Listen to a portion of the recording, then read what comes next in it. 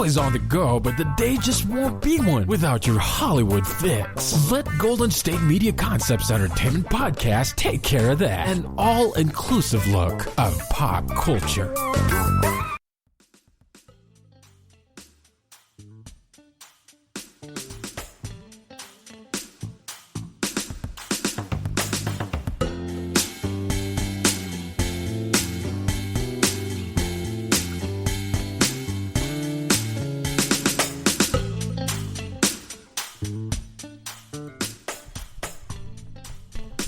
Hey guys, welcome to GSMC Entertainment Podcast, brought to you by the GSMC Podcast Network. I'm your host, Cynthia, and happy Monday, everyone. Happy winter solstice. I hope you guys are all having an amazing day, had a great weekend. We are so close to Christmas time. It's insane. Like, this year seriously just flew by. Like, where did 2020 go? Okay. But winter solstice today is supposed to be the shortest day of the year and the longest night. So it is 5:36 p.m. and it is pitch black outside. All right, my seasonal depression, my nightly depression is setting in now. And we have a lot to discuss on today's episode. We're going to talk about the legendary Battle of the Bay Verzuz Battle that happened on Saturday between E40 and Too Short. So, you know us, we had to represent.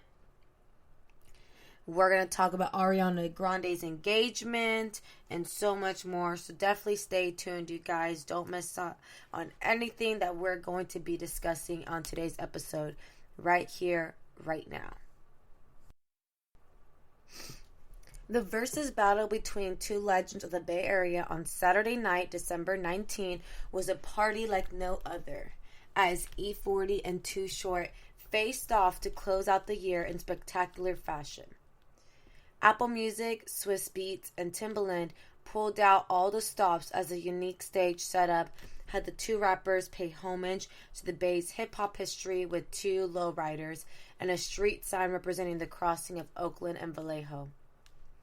Over 250,000 fans logged into their Instagram accounts to tune into the legendary battle, which took quite some time to get started. Big Von and DJ Slowspoke got the audience fired up in the chat with an early warm-up to kick off the event. And after waiting over 40 minutes, fans were relieved to see E40 and Too Short finally arrive. The legendary rappers poured up a drink, gave a cheer, and got right to work on a night full of speaker-knocking anthems, hilarious dance moves, and nostalgia. "Every from the Bay, you finna win tonight," said Too Short. So round one was Too Short's Freaky Tales versus E40's The Bumble. Too Short kicked off round number one with the speaker-rattling classic Freaky Tales. E40's The Bumble was a good counterattack, but it wasn't as hard-hitting as Short's first choice to clinch the opening round. Round two, Too Short's Life is Too Short versus E40's Captain Save a... I can't say the last part. Captain Save a Bow. Okay. Too Short's Life is Too Short rang through the NorCal soundstage, but it wasn't enough to top E40's 1993 classic Captain Save a Bow. E40 gets the dub in this round. Round 3, Too Short featuring Lil Jon's Shake That Monkey versus E40 featuring T-Pain and Candy Girl's You and Dat. "I'll walk into the room and tell all the hitches what to do," Too Short said before going through his 2003 team up with Lil Jon and the East Side Boys, Shake That Monkey. Unfortunately for him, E40 had a counter ready with his 2006 Top 20 Hot Unit hit You and Dat, which got the party started in the Instagram chat room. Round 4. Too Short's Getting It versus E40 featuring Nate Dogg's Nah Nah. The Bay Area legends spoke briefly on their timing running around in the streets before going through their respective hustler anthems. Too Short called on his 1996 Shorty Beat produced inspirational record, Getting It, but you can't deny Nate Dogg's undeniable hook on 40's classic, Nah Nah. Round 5. Too Short's Don't Fight the Feeling versus E40 featuring Be Legit and Max Sean's Sideways. One of the earliest rounds on this battle where it was hard to pick a winner. Both artists came out with bangers in Sideways and Don't Fight the Feeling, but the point goes to 40 Water for his entertaining stage presence. Round 6. Too Short's I'm a Player versus E40 featuring Sugar T Sprinkle Me. Too Short made it cool to be a player in hip-hop when he made his debut in the late 80s. There's no song that better in his catalog than the appropriately titled I'm a Player. Round 7. Wiz Khalifa featuring Too Short's On My Level versus Lunas featuring Drew Drown, E40, Humpty Hump, Richie Rich, Shaka G, and Spice Ones. I got 5 on it. This round focused on features from these legendary rappers. Too Short performed his verse of Wiz Khalifa's On My Level, but he admitted 40 killed him with his verse on the lyrics to Lunis's all-time local anthem. I got 5 on it. Round 8. Lil Jon and the East Side Boys featuring Too Short's Couldn't Be a Better Player versus Lil Jon featuring E40 and Sean P's Snap Your Fingers. E40 and Too Short decided to show love to their frequent collaborator Lil Jon in this round. There's no clear winner between Snap Your Fingers and Could It Be a Player. This round is split between the two rappers. Round 10. Too Short's Gangsters and Strippers versus E40 featuring YG, I Am Sue, and Problems Function. Too Short's upbeat Gangsters and Strippers was a good pick, but E40's Function blew the roof off the show. The fans couldn't contain themselves hearing the voices of YG, I Am Sue, and Problem just trying to function alongside E40. Round 11. E40 featuring Tupac, Mac Mall, and Spice One's Dusted and Disgusted versus the Notorious B.I.G. featuring Too Short and Diddy's The World Is Filled. Now leading off, E40 was on a strong run and tried to keep it going with Dusted, which contains a Tupac feature casual hip-hop fans may not have heard. But Too Short cunningly played his feature of the Notorious B.I.G.'s The World Is Filled from 1997's Life After Death. Point awarded to Too Short for playing B.I.G. right after Pac. Round 12. E40's Hope I Don't Go Back versus Too Short's The Ghetto. The Bay Area natives went back to their early beginnings speaking about living in the ghetto and being fortunate to have been able to make it out. But E40's Hope I Don't Go Back was not going to beat Too Short's The Ghetto, and the fans in the chat let it be known. Round 13. E40 featuring Levetti's One Love versus Too Short featuring Eric Sermon, MC Breed, and Kool Ace's Bayou Son. Too Short was looking to extend his winning streak in this round, and he didn't disappoint. His long history collaborating with East Coast artists cannot go unnoticed, and the crowd felt that with the gritty Bayou Son featuring Eric Sermon, MC Breed, and Kool Ace. Round 14. E40's My Hit Bang versus Snoop Dogg featuring Too Short and Mr. Fab's Life of the Party. It was like 40 knew he had to do something as he turned up a notch with My Hit Bang. His efforts looked very slim though, as Too Short took another point by performing his verse off Snoop's Life of the Party, even bringing out feature co-star Mr. Fab himself. Round 15.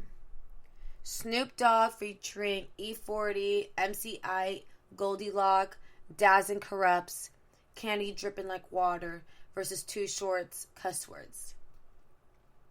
Feeling the vibe of the last round, E40 played his own Snoop collaboration, Candy Dripping Like Water, but it wasn't going to top what Short had ready in the chamber. When Short did a quick outfit change and threw on the iconic Oakland A's jacket for Cuss Words, It was a perfect way to cap the brief run he went on in the previous 4 rounds. Round 16. Big Sean featuring E40's I Don't F With You versus Kelly's featuring Too Short's Bossy. It seemed E40 was going to take this round swiftly with the scene-stealing verse on Big Sean's I Don't F With You, but Too Short was ready to counter with his feature on Kelly's Bossy. The decision ultimately went to the fans, who responded more to E40's selection. Round 17. Yo Gotti's Law featuring E40 versus Too Short's Burn Rubber. Too Short kept his foot on the gas with Burn Rubber. Although E40 tried to swing the tide in his favor with his Yo Gotti team-up Law, it wasn't enough to topple the bass-heavy cut-off Short's 15th studio album, Married to the Game. Round 18. E40 featuring Keek the Sneak and Turf Talk's Muscle Cars versus Too Short featuring Lil Kim's Call Me. E40 and his hilarious dance moves while performing Muscle Cars, Keek the Sneak, and Turf Talk stole this round. Too Short's collaboration with Lil Kim Call Me was not the right choice for this point in the showdown at all. Round 19. The Federation featuring E40's Hyphy versus Lil Jon and the East Side Boys featuring Ludacris, Too Short, Big Cap, and China White's Bia Bia. There should probably be a limit on how much these artists should drink during verses. Too Short would have taken this round if he didn't forget his entire verse on Lil Jon's Bia Bia, but instead this one goes to E40. Round 20. E40 featuring Keek the Sneak's Tell Me When to Go versus Too Short's Blow the Whistle. There is no fitting way to end this entertaining battle without these two tracks. Fans were elated when E40's defining mid-2000 smash Tell Me When to Go rang through the speakers. But it became impossible to pick a winner when Short's classic Blow the Whistle followed right after. Bonus rounds. Overtime. Following the match, Too Short told the audience he didn't want to battle anymore and instead wanted to play the deep cuts.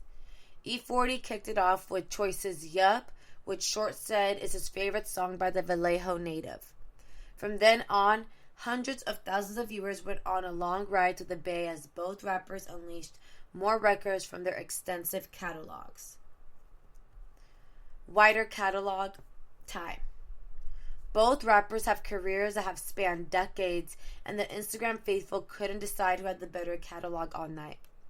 It's hard, especially when both these guys have hits with Tupac, Snoop Dogg, Lil Jon, and more. Biggest snub, E40 Gudda. Point was too short. Although E40 held his own with very strong picks, fans wanted him to play his 2006 heater Gudda, which he eventually got to in overtime. And they might have been right that not getting to it in regulation was a miss. There was a shift in the momentum when Short went on a run after putting his Oakland A's jacket on for cuss words. Best banter, E40. There's not a lot of rappers that can flip and warp their voices the way E40 does, even when he's not rapping. Hearing him share stories with Short with his trademark wobbly West Coast lingo was a highlight of the night. Biggest knockout, Too Short. For the first 10 rounds, E40 threw haymakers at Too Short that were tough for him to counter. Things changed when DJ Slowpoke played cuss words and Short pulled up with an outfit switch that included a gold chain, a retro Oakland A's jacket, and matching fitted. From then on, Short picked up his momentum straight through to the end of the battle. The People's Champ, time. From E40 bringing joy to fans with his hilarious dance moves to Too Short dishing out fresh game like it was the 80s all over again, both men came out on top in fans' eyes and represented the Bay in full force. And they really, really did. If you didn't watch it, you missed out, okay? Shout out to the Bay. Much love to the Bay. We're going to come to a very brief break right now. And when we come back, more at the GSMC Entertainment Podcast. Want to find out what movies to go see? Then check out the GSMC Movie Podcast. It's your ticket to the latest movies, whether it's a new blockbuster event, romantic, comedy, or action flick. This show has got it all covered. They talk some what to go see now. Don't bother. What's hot on Netflix and everything in between. That's gsmcpodcast.com/movie-podcast. When it's all about the movies, it has to be this new show. Don't forget to like them on Facebook and follow them on Twitter. Visit gsmcpodcast.com for more info.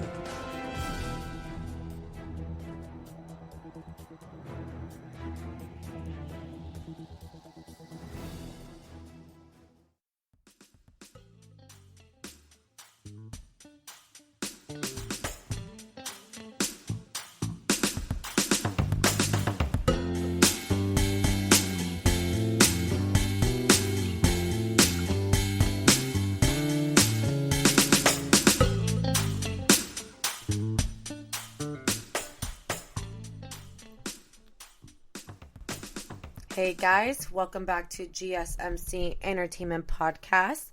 So switching gears here, we're moving on to our next topic, and it is completely different from the Verzuz Battle between E40 and Too Short. We're moving on to happy news of Ariana Grande and her engagement announcement.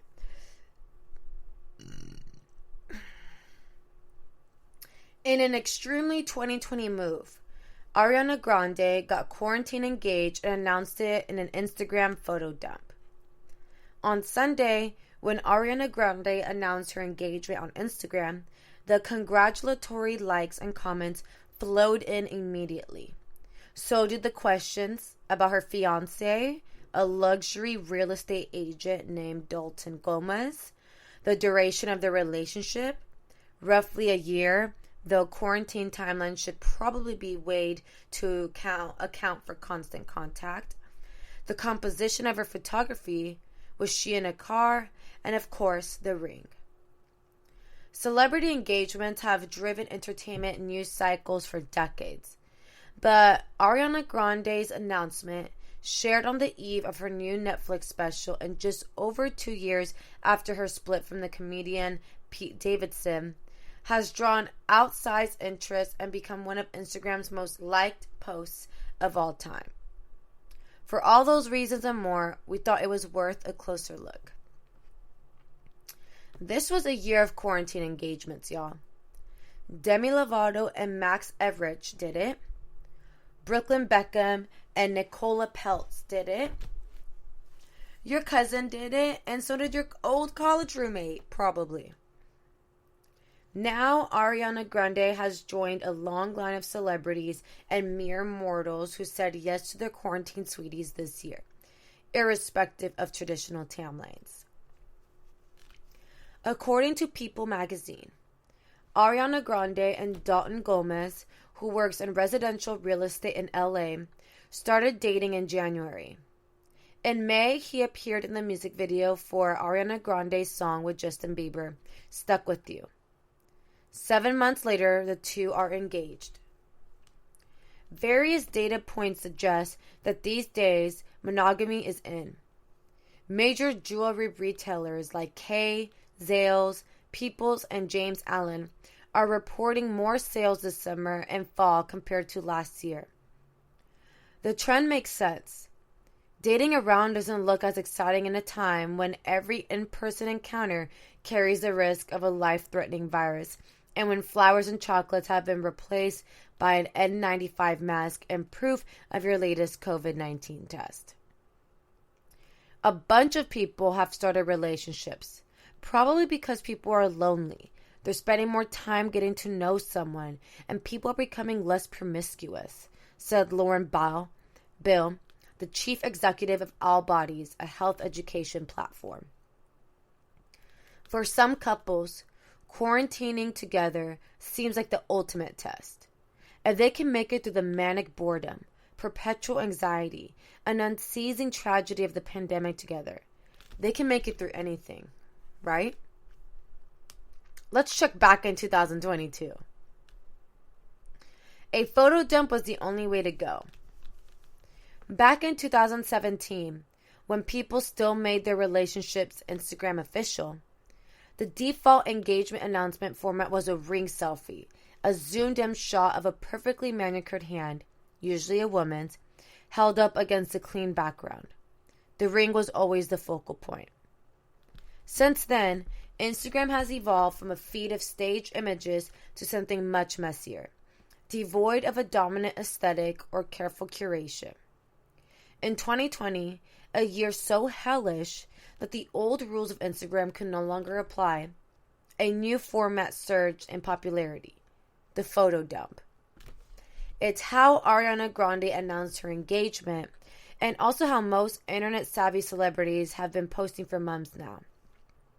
Kylie Jenner rarely shares a solo shot to her feed anymore, but rather carousels of outtakes and moments from her life. Billie Eilish often does the same, unloading a mix of iPhone photos and blurry photos to create mini Instagram albums. Throughout the pandemic, the playwright Jeremy O. Harris has been posting coronavirus mixtapes, Instagram gallery mashups of memes, TikTok videos, and photos from his daily life. This is the way we post now. Gen Z has led the charge, embracing this format first and most frequently. Maybe it's because they never had the chance to upload 40 hazy party pics to a Facebook album in the aughts, or perhaps they're seeking to memorialize life moments in a way only a photo gallery can. Or maybe everyone has collectively given up. Who has the time or energy to spend finding and editing that one perfect shot? It's much easier to post by the handful. Ariana Grande's engagement photo dump contains multitudes. There's a mirror selfie, multiple couples photos, and a slightly off-center shot of her ring. That's the beauty of this format. There's always more content. And obviously, you guys, we have to talk about the ring. When Ariana Grande and Pete Davidson got engaged in 2018, a month after their whirlwind courtship began, the singer started sporting a brilliant pear-shaped ring rumored to be worth $100,000. It was exactly the sort of ring you'd expect a celebrity to wear, big and bathed in diamonds. Her ring from Dalton Gomez is a bit more unique, asymmetrical, with a pearl and an oval diamond set on an east-west axis. According to Cheryl Jones, a fine jeweler in New York City's Diamond District, this design, particularly the pairing of two different gems, is very unusual. I would describe it as definitely a fresh and non-traditional approach to an engagement ring, Miss Jones said, adding that ovals are really, really popular right now. Over the last several years, she said people have grown increasingly interested in fancy shapes. Ovals, pears, radiant cut stones, really anything besides a traditional round diamond. I think for women who want more of an engagement ring that is non-traditional or has a little more personality and style, they're attracted to those kind of cuts, Ms. Jones said. Trends also show that surprising gemstone colors like a green or gray sapphire have become all the rage too. People are finding ways to express themselves in engagement rings now, and there's no standard way of approaching it, Ms. Jones said. There was a time when getting dressed for the evening to go to dinner in a formal dress and statement jewels was the only time a luxury ring would be worn. But now a more modern lifestyle demands a ring that is comfortable and wearable all the time, Ms. Jones said. It's got to be able to bridge that casual to fancy. I think that this approach just makes it more a part of her lifestyle, Ms. Jones said. Because when you look at a more traditional wedding ring, if your lifestyle is more fun and unconventional, you want a ring that reflects that. And I think that's what women are asking for now. The pearl specifically is a choice. It is natural for a person to look at a clamped closed mollusk and think, whatever you're doing in there, I've got to have it. The urge to open the entirely shut is how humans ended up with fried eggs, juicy melon fresh, honey, joids, and frightening individual experiences at haunted amusement parks. But once a man or woman has lost their prize, which is, if they are lucky, a granular irritant, a mollusk has coated in several layers of secretions in order to protect itself. Should it be sent into a ring intended for everyday wear? Perhaps not. In the case of pearl rings, please be aware that these are only to be worn for dress and are not intended for everyday wear. Advises the website of Mikimoto, the famed Japanese pearl jeweler, credited with inventing cultured pearls in 1893. In contrast to hardy diamonds, pearls are easily scratched and can deteriorate from contact with perfume, cosmetics, hairspray, lotion, detergent, lemon juice, vinegar, and any number of other household products. Also sweat. Even jewelry security boxes are chambers of horrors for pearls, where they may scrape up against other items or, if left alone in the receptacle for extended periods, gradually dehydrate. On top of all this, Ariana Grande's pearl could be extra fragile due to the age. There is some evidence to suggest that the pearl in her ring might have been repurposed from another ring set, with the pearl originally taken from her late grandfather's tie pin. And now, some optimism. It's easy to be cynical about celebrity engagements, or any engagement really.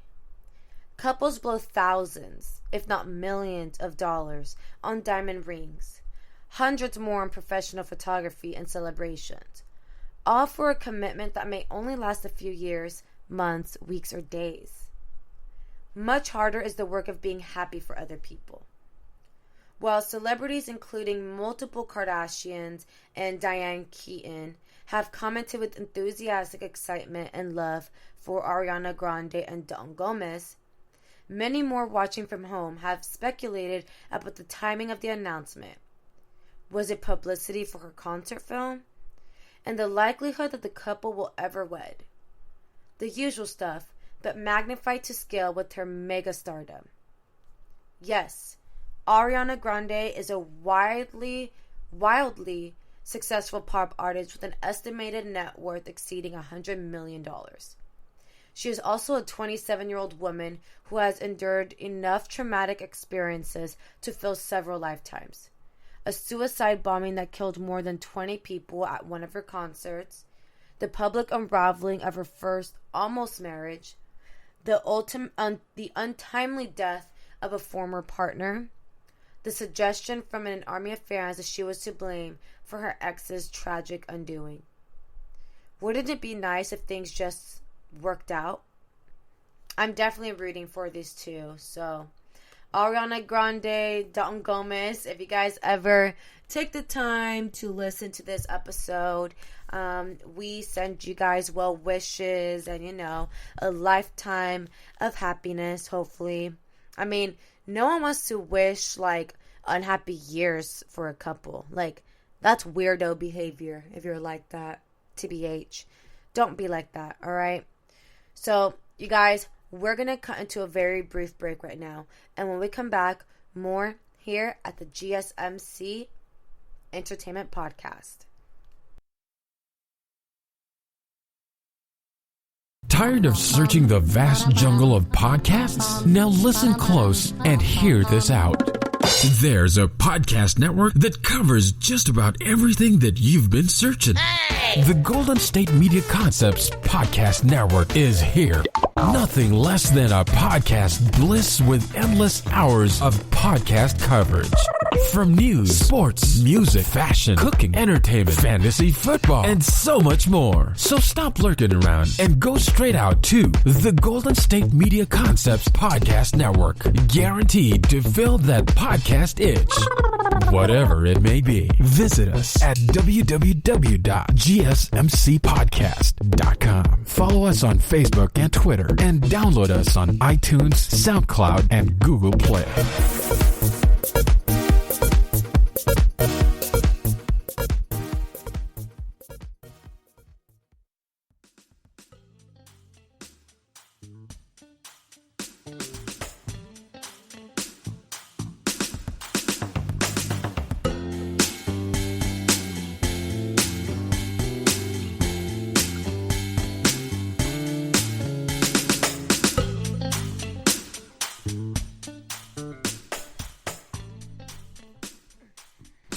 What's up, you guys? Welcome back to GSMC Entertainment Podcast.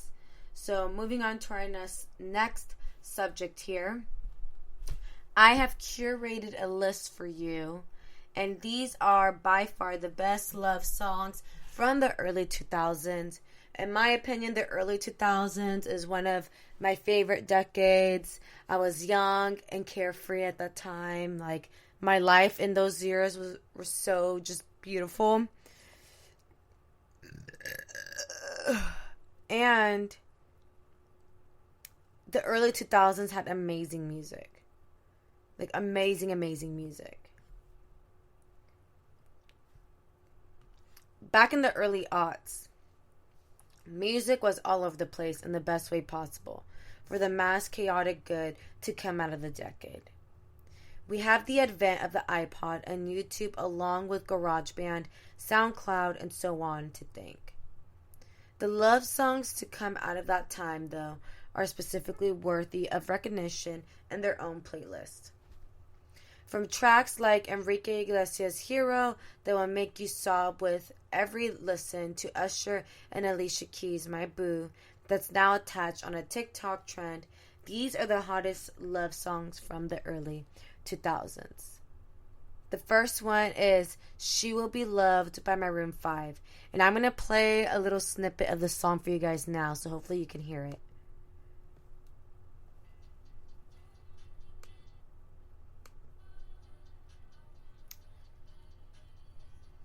Sorry guys, that was an ad here. I hope you guys can hear it. I'm just going to play a snippet. Alright, y'all get what's playing, right? So I really hope you guys were able to hear that right now. So that's the first song. There is She Will Be Loved by Maroon 5. If you couldn't wait to be a beauty queen of only 18, after being a dancing queen at 17, of course, then you didn't fully embrace the music of the early 2000s. If you have yet to see the music vid for this song after all these years, it might not be what you imagine, just so you know. The second song is Hero by Enrique Iglesias. Leave it to the king of Latin pop to bring you into a tearful, longing state with this love song. It has the classic rope of a man saving a damsel in distress, but it's more so centered on a willingness to stand by his lover. Number 3, Crazy in Love by Beyonce and featuring Jay-Z. This love song has the power to instantly hype up anyone. Plus, it's by Beyonce and Jay-Z. The iconic couple never disappoints. 4, Bleeding Love by Leona Lewis. Leona Lewis probably didn't intend for everyone to turn this song into a period joke. I just got that. Aside from its fame for that, it does a good job of describing a super intense love. 5, Love Story by Taylor Swift. While Taylor Swift's You Belong With Me clocks in at a close second, there's no denying the charm of this Romeo and Juliet fantasy. 6. Home by Edward Sharpe and the Magnetic Zeros. Good vibes only when listening to this song. The dialogue part will never lose its cute novelty, no matter how many times you give it a listen. 7. Angel by Shaggy featuring Rayvon. With lyrics like "Closer than my peeps, you are to me," and "Shorty, you're my angel," you can't get any more romantic this song in terms of 2000 slang. 8. You're Beautiful by James Blunt. This song may be the most eloquent way of revealing that you've fallen in love at first sight with a random, attractive stranger you saw on the street. 9. My Boo by Usher featuring Alicia Keys. Anyone who didn't know this song before TikTok knows it now as a song people are using to show what their pets look like now versus when they were younger. One of the best trends to come out of TikTok yet. 10. Kiss Me Through the Phone by Soulja Boy. This song feels right for the current times, aka pandemic. Raise your hand if you're grappling with the fact it has been way too long since the last time you kissed someone in real life. I'm Yours by Jason Mraz, sitting at number 11. If you need a soothing song to add to your Beach Jams playlist, this track will take you to a loving mental space you'll never want to return from. 12. 1,000 Miles by Vanessa Carlton. Does this song even need an explanation? It's gold. If it was possible to frame a song in the lavore, we'd have to hang this one and incorporate Terry Crews's White Chicks performance of it into the display. 13. You and Me by Lifehouse. The lyrics, "What day is it and in what month," hit quite close to home at the moment. A warped sense of time aside, this extremely sweet tune makes for the perfect soundtrack to any good, happy, or sad cry sesh. 14. A Moment Like This.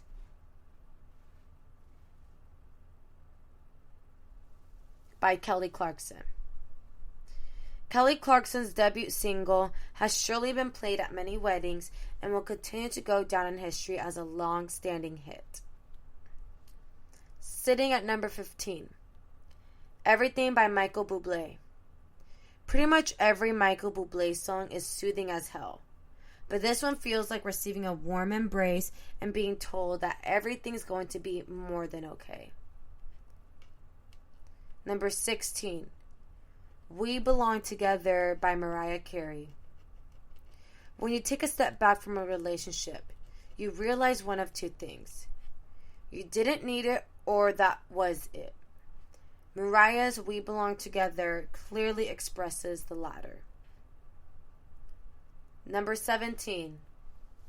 Somewhere Only We Know by Keen. Whether you think of a one true love, relative, or friend when you hear this song, it makes you feel some type of way. At its core, it's about an attachment to somebody and a place, whoever and wherever they may be. Number 18. Maps by Yeah Yeah Yeahs. It's a song of few phrases, but it doesn't need much more than what it offers to get the point across. 19. Chasing Cars by Snow Patrol. Grey Anatomy fans are practically conditioned to cry when they hear this song. Apart from that distressing association, you know you found the one when you can just lie with them in utter silence and simply exist. Number 20. Drops of Jupiter by Train. You can interpret this song in countless ways. In any case, it's about the type of love that involves appreciating your person no matter where life takes them. Number 21. Bubbly by Colby Kaye. Hang on to anyone who makes you feel the way Colby feels in this song. It describes a very butterflies in your stomach romance that also gives you complete comfort. 22. One Time by Justin Bieber. Justin Bieber just barely made it into the early 2000s with this absolute bop that launched him to stardom and birthed a mass of believers. The hand motions associated with this track set it over the edge in the best way. If you know, you know. So, again, those are the best romantic songs for the early 2000s. I would love to hear from you guys and, know what are your favorite songs from the early 2000s. Try to keep them romantic, but if not, just from that era. Like I said, that's like the best era of music, TBH. Now switching gears, talking back about Ariana Grande. We're going to talk about her Netflix series concert documentary for Excuse Me, I Love You. It's been a year since we all said goodbye to the Sweetener tour, and now we're getting the chance to head back one more time. Ariana Grande just released a trailer for her upcoming concert documentary, Excuse Me, I Love You. The film not only shows Ari as she performs in London, but also gives fans a behind-the-scenes look at the making of it. From making videos for Mariah Carey to getting lost in giant arenas, Ariana Grande is putting it all out there for everyone to see. In one part of the trailer, Ariana gets emotional while talking to her dancers in a show circle. It's been hard physically and mentally, but like this show for sure saved my life this year, Ariana said tearfully. I think I just inhaled a tear. Along with the trailer, Netflix also released the official synopsis of the film to give fans a better look at what they can expect. The Netflix documentary film Ariana Grande, Excuse Me, I Love You, follows the Grammy-winning multi-platinum singer-songwriter around the globe on her sold-out 2019 Sweetener World Tour, capturing the spectacular performances of the hits that have burned up the charts, as well as exclusive, never-before-seen footage of the internationally beloved superstar at home and on the road with her dancers and band. The film offers an exclusive peek at the many facets of the passionate, raw, and always real artist, and provides backstage access to the pre-show rehearsals, iconic styling, and the intimate and emotional moments that are the reason for the special connection she has with her fans. Ariana Grande, Excuse Me, I Love You, will be available to stream on Netflix today, December 21st. So you guys, we're going to cut into a very brief break right now. And when we come back, more here at the GSMC Entertainment Podcast.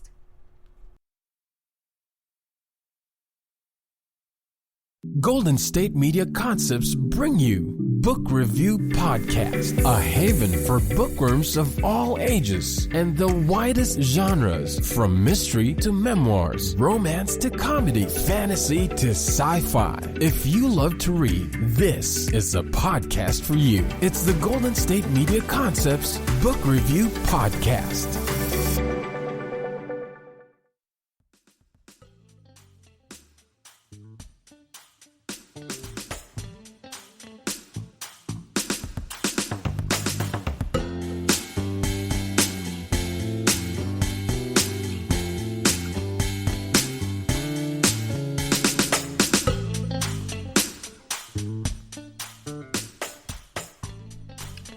What's up, you guys? Welcome back to GSMC Entertainment Podcast. We are now entering the final segment of today's show, and we're going to end it off with my entertainment pick of the week. For all of the new listeners tuning in right now, each week I give you guys a recommendation or just give you guys an opinion of something that I've been tuning into for the past week, entertainment-wise. Whether it be a movie, an album, literally anything. So, this week, I'm giving you guys my entertainment pick of the week to listen to Ariana Grande's Christmas EP, Christmas and Chill. This is, it's Christmas time. If you want to get into the spirit, listening to Christmas music, this is probably the only this EP she has is probably the only Christmas music I can really listen to. I know I'm gonna sound the Grinch when I say that, like, I'm not the biggest fan of Christmas music. Like, it does. I don't know. I'm just not. But I like Ariana Grande's Christmas album. It's more of a modern twist to it.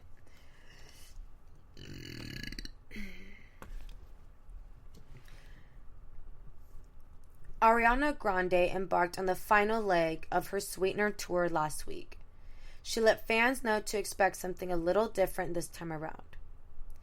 Please have so much fun and sing your hearts out to Christmas and Chill because no one on earth bought it or has heard it or will know what's happening, she tweeted.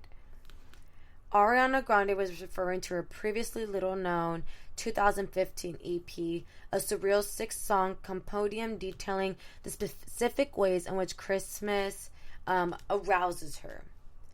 Christmas and Chill wasn't exactly a runaway hit. In the lead-up to her first show, Ariana Grande continued joking about how only her diehard fans would know the lyrics.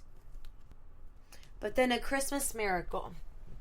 In a matter of days, the EP skyrocketed onto the iTunes chart, eventually surprising Thank You Next as Ariana Grande's current most streamed album.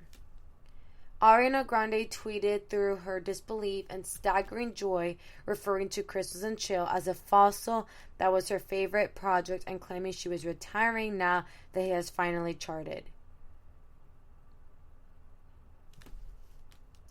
She's so cute. She commented at Chart Data via Twitter tweeted, Ariana Grande's Christmas and Chill EP has re-entered the top 40 on US iTunes. And Ariana Grande tweeted back, oh my god, my favorite body of work. She is rising from the dead. Thank you, new listeners of Christmas and Chill. And hello, everyone that is just now discovering it. I'm so happy. As someone who has spent years deeply, joyfully entrenched in the ephemera of Ariana Grande's career, I am perhaps too familiar with Christmas and Chill, which is why I'm here to walk you through it so that you too can make your holidays approximately 700% more libidinous. The first thing you need to know about Christmas and Chill is that unlike most celebrity Christmas albums, it contains 0 covers. Nay, this is an entirely original work. Ariana Grande does not perform a playful riff on Baby It's Cold Outside because she is too busy staying inside having tons on a trap beat. Christmas and Chill opens with a brief intro into which Ariana Grande welcomes her listeners to Christmas, which she helpfully explains only comes one time a year, then shares that she will be spending said holiday singing Oh Oh Oh. This is the last explicit song on the album, so if you're already feeling uncomfortable about the conflation of Christ and carnality, now's the time to walk away. With It This Christmas, the follow-up song, is the text of Ariana Grande's insatiable Christmas lust. It begins subtly enough. Come and kiss me, baby. We don't need no mistletoe. We don't need no fireplace. Boy, I'll keep you nice and warm. Then lurches quite suddenly into full-on ulitoid erotica. Are you down for some of these milk and cookies? Down for loving, you'll be my drummer boy, and I'm the only drum that you're gonna play. The song continues to stretch Christmas metaphors and pervert holiday traditions. Ariana Grande wonders rhetorically whether she and her drummer boy even need presents or recipes because, as she puts it, you know I'm tasty like a candy cane or gingerbread. I'm made with love. At the end of each verse, she confirms whether everyone is on board with their extreme hard-on for the holidays. Are you with it this Christmas? But really take a minute and ask yourself, are you with it this Christmas if you're not prepared to have a high camp experience on Jesus' birthday? This album is not for you. Next up is December, in which Ariana Grande further expounds upon the ways in which she and her unnamed partner will utilize Christmas as an aphrodisiac. When December comes, I bet you want to wrap me all up and take me home with you. See what I look like under them lights. We'll keep it quiet, whatever we do.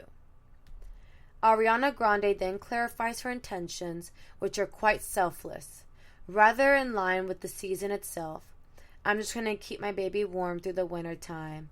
I'm just trying to give you something to remember through the summertime. And whatever is on your list, I'll do it. Ariana Grande concludes the song with what is perhaps her most creative and least inherently logical metaphor. I'll give it the fire I keep inside, guide you all the way down by your nightlight. At this point, you're likely wondering, does Ariana Grande radical Christmas fetish? The next song, Not Just on Christmas, answers this quite thoroughly. I'll love you till I die, boy, every day of my life. I celebrate you, baby. I adore you, not just on Christmas. Ariana Grande further confirms that she will not be deterred by rain or shine and will continue to have Christmas theme for the duration of the year. 365 days, I'll give you all my presents, boy. I'm for you, not just on Christmas.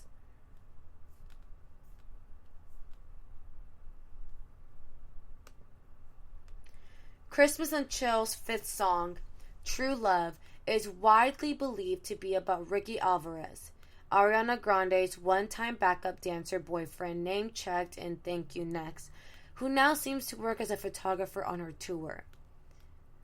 True Love is perhaps the least sex-forward song on the album. Instead, focusing on how, as the days of Christmas pass, Ariana Grande becomes more and more certain that her lover is a real one. On that third day of Christmas, we got all in our feelings, she sings. Said I love you and meant it, oh, but please do not get it twisted. There is still Christmas boning to be had here. On the fourth, we committed anytime he could get it. The final song, Winter Things, is my personal favorite. It's literally a song about winter things. Skating, building snowmen, wearing hats. It's also the only song to my knowledge in which Ariana Grande refers directly to the fact that she is from Florida. It ain't even cold outside, not where I'm from, feeling like it's mid-July under the sun. She sings, then laments the fact that she has unforgivably neglected her winter outerwear. My jacket don't get no love, no hats and no gloves, not even a chance to rain. But Ariana Grande refuses to let the searing Floridian sun get in the way of her Christmas traditions. My baby's in town and we're gonna do some winter things. She declares, defiant in the face of climate change, take me to the ice skating rink downtown. Even though it's 100 degrees, gotta get out. Ain't no ice or no chills, no snowmen to build. Most of our friends at the beach.